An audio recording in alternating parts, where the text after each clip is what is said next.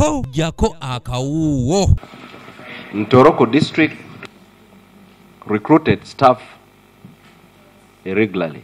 Abaddukanya emirimu mu disitulikiti y'Entoroko nga bakulembeddwamu Kawo omujja wa disitulikiti eno Charles Otawo batuuyandde mu kakiiko ka palamenti akavunaanyizibwa ku gavumenti ez'ebitundu ka Parliamentary Committee on Local Government ku ngeri gye baddukanyamu emirimu ssaako ensaasaanya y'ensimbi okusinziira kwa lipoota ya Ssaababalirizi w'ebitabo bya gavumenti ey'omwaka gw'ebyensimbi ogwa 2021-2022. It is the role of Kawo to technically give advice on a during recruitment exercise.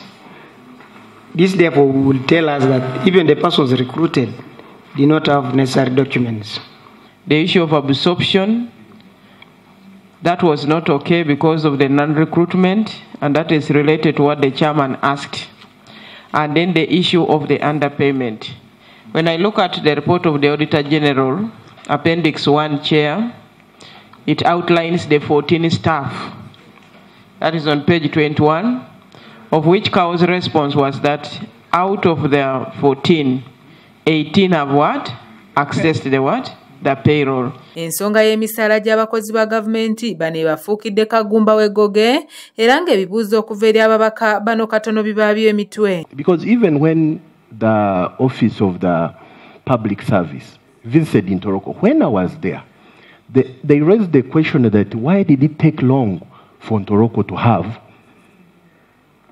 the District Service Commission.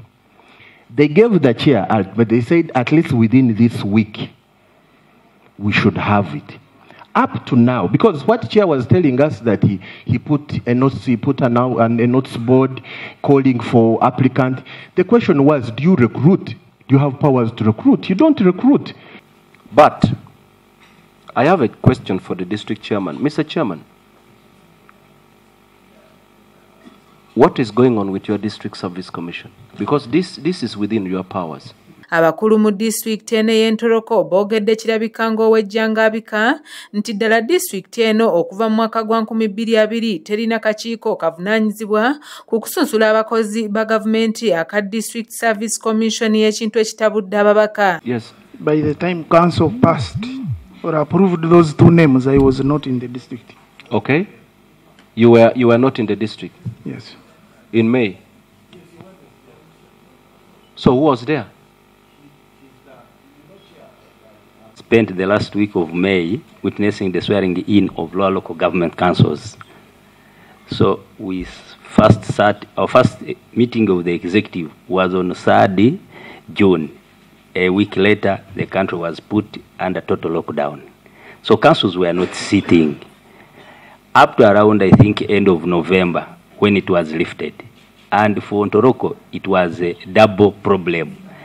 Around that time is when we had also the ban on operations of livestock markets. Emivuyo mu ngaba y'emirimu mu disitulikiti eno y'Entoroko mingi ddala nga mu kiseera kino eyalikawo wa disitulikiti eno Kyaligonza yazzibwa ku bbali era ng'ensonga ze ziri mu kkooti nga n'abakozi abalala bateebwa kakalu ka poliisi olw'engeri gye baagabangamu emirimu. 26 million.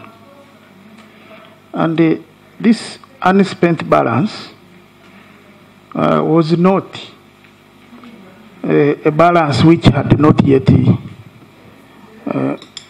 which was swept by Minister of Finance when we had already, I would say, encumbered it, identified it for staff who had already been recruited, but they had not yet accessed payroll. So we could initially say all the funds had already been identified for spending.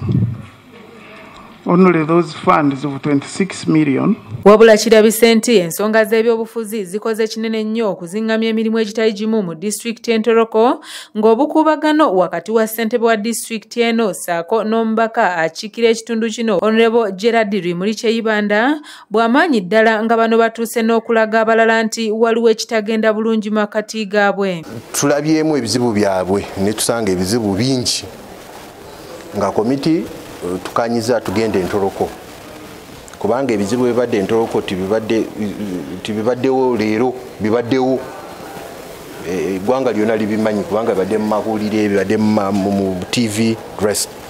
Naye ekizibu ky'Entoroko tali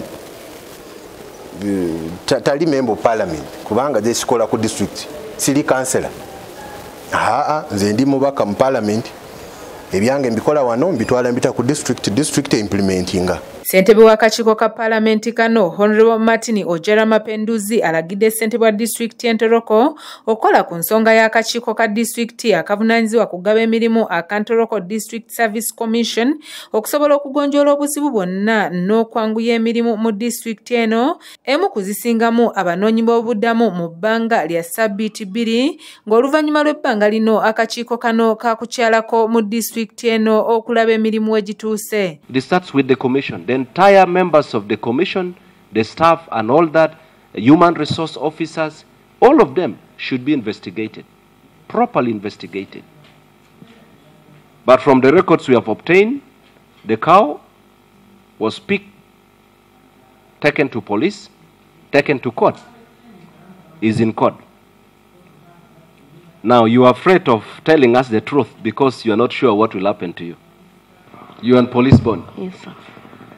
So this is what I wanted us to. So when you see people are hesitant, they fear touching the other part because they know it's going to backfire. Ndisara Nandaula, kura ABS TV, Jakaka Uwo. But on this particular subject, it's before court, so legally we will not be able to. But to me, as chair of the committee, and Mr. Pierce, you know this, as chair of the committee, I know an activity of a local government is not just one individual. There are so many people attached.